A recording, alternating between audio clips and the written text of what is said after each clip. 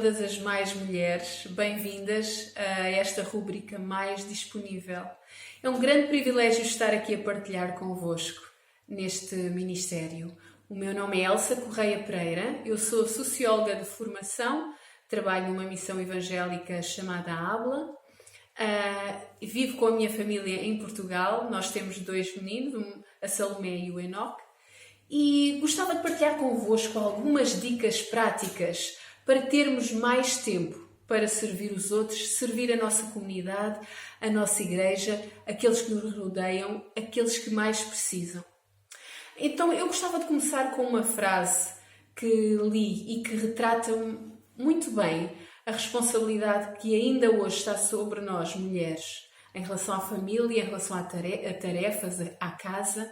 Apesar de que as tarefas já estão mais divididas entre homens e mulheres, ainda cai um grande peso sobre as mulheres. Então, às mulheres pede-se que trabalhem como se não tivessem filhos ou família e que cuidem dos filhos e da família como se não trabalhassem. E muitas vezes nós temos de conciliar tudo isto e como sobra tempo para servir a Deus, para servir as nossas comunidades, a nossa igreja, para servir os outros. E eu quero-vos trazer algumas dicas práticas na vossa organização pessoal, na vossa casa e também nos cuidados convosco próprias, para que todas possamos ter mais tempo. Eu tirei algumas destas dicas do livro Stop, 50 estratégias para mulheres sem tempo, da autora Anna Tapia, e que aconselho a leitura àquelas que queiram aprofundar este tema. Mas antes de entrarmos nas dicas práticas, quero dizer-vos o seguinte. Todas nós conhecemos a Provérbios 31, o capítulo da mulher retratada naquelas frases que é a mulher ideal. Mas se está escrito na Bíblia, ela está ao alcance de todas nós. Se é exemplo para nós, se está lá como exemplo, nós podemos alcançá-lo. E aquela mulher, para além de cuidar do marido, dos filhos, portanto da família, da casa, ela era empreendedora, ela sabia fazer bons negócios, sabia investir e lucrar com isso. Além disso, era talentosa, era criativa, fazia as suas próprias roupas e ainda tinha tempo para estender as mãos àqueles que mais precisavam. Então, como nós podemos fazer isso? Não é uma utopia. Se vem escrito na Palavra de Deus, é para nós hoje também. Eu começo por dar algumas dicas sobre o vosso trabalho e organização pessoal.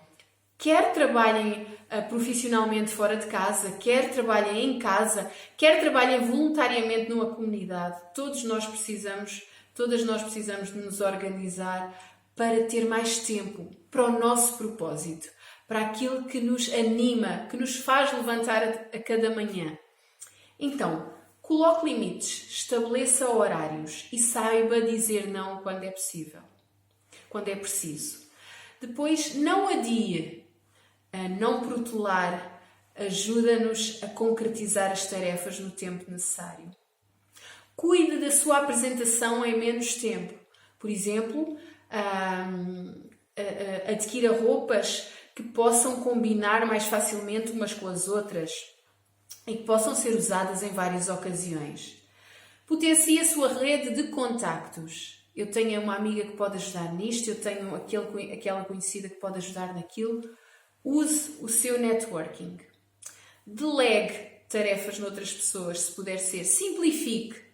Faça uma lista de tarefas e defina prioridades. Reduza a documentação em casa, não guarde papéis que não são necessários.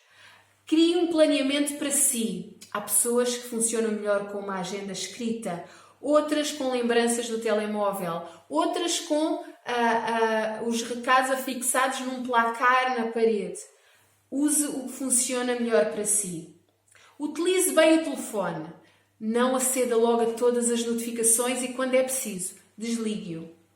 Calendarize, veja o que é preciso terminar numa data primeiro e a seguinte e assim sucessivamente. Reduza o correio eletrónico. apague aquilo que não necessita, reencaminhe ou envie para outras pessoas, limpe a sua caixa de entrada. Agora, em casa, como nós podemos rentabilizar melhor o tempo?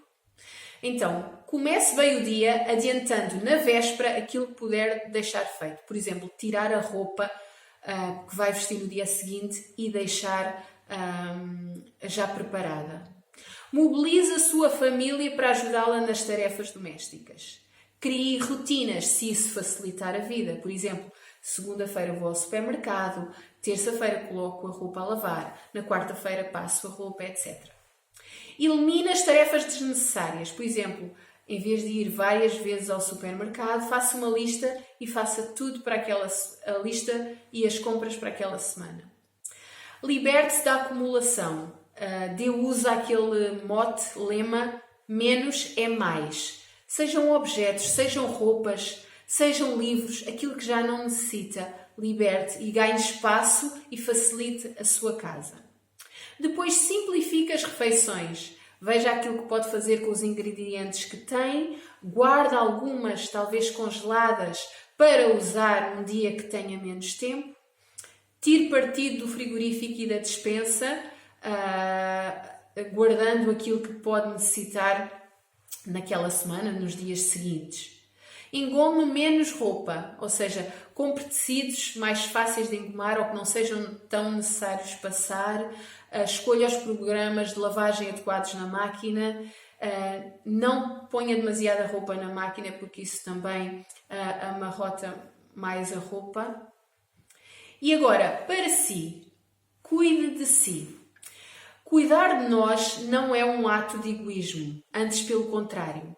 Para as mulheres que têm de cuidar dos filhos, do marido, de outros familiares, é imprescindível e é necessário tirar tempo para nós próprias. Aliás, neste tempo de confinamento, esse é um dos conselhos da Ordem dos Psicólogos. Cuide de si, tire tempo para si. Um tempo para ler, para caminhar, para fazer um hobby que lhe dê prazer.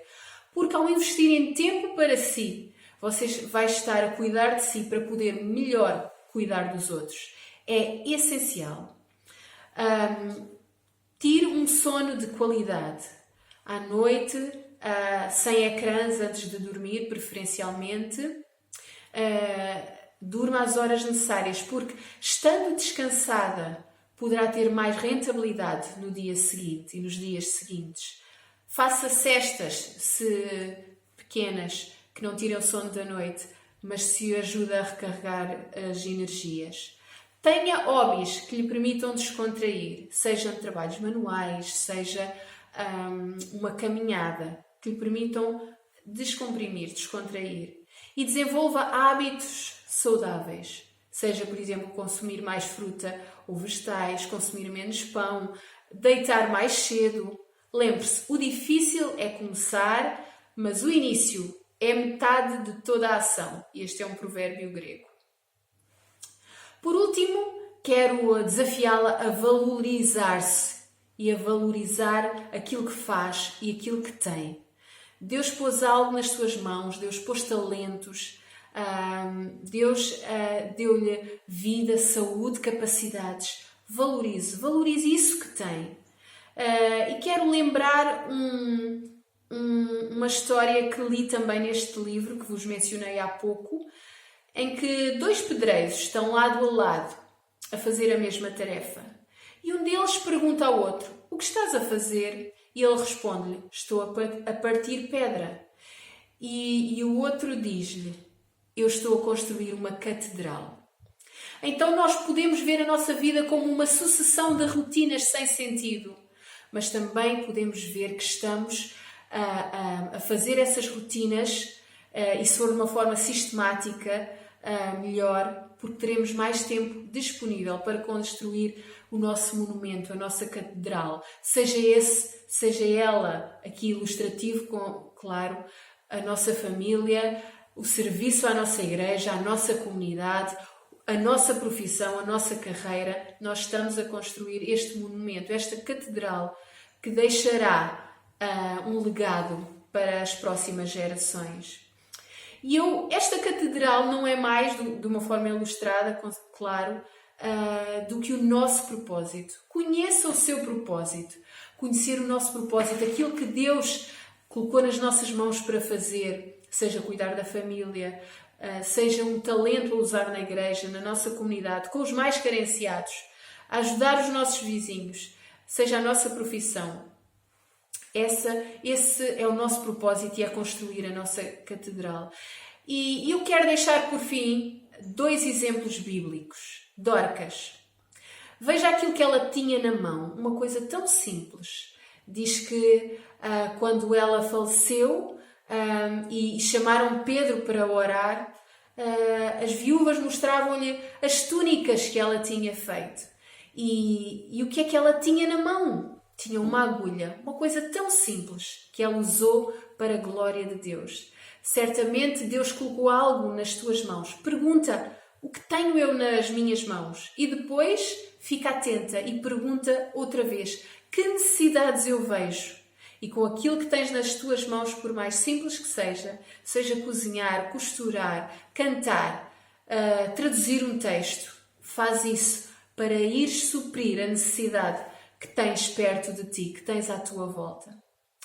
E por fim, para ganhares tempo, para ganhares energia, entusiasmo naquilo que Deus colocou nas tuas mãos, tira os olhos dos teus problemas. E eu quero trazer aqui o exemplo de Lia. Lia sabia que não era amada pelo seu marido. Jacó amava Raquel. E nós vemos nos nomes dos primeiros 3 filhos que ela teve, que ela dizia: agora me amará mais o meu marido, agora o meu marido se unirá mais a mim. Mas isso não acontecia. Até que ao 4º filho ela disse: louvarei o Senhor. E pôs o nome de Judá.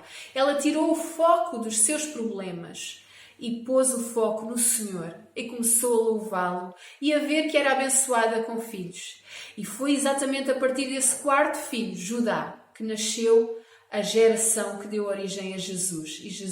E Lia foi abençoada nisso. Então, tira o foco daquilo que te tira a energia e concentra o teu foco, as tuas forças e a tua fé naquilo que Deus colocou na tua mão. Rentabiliza o teu tempo para poderes usar para servir os outros e vais ver como te sentirás abençoada. Deus vos abençoe e até ao próximo Mais Mulher.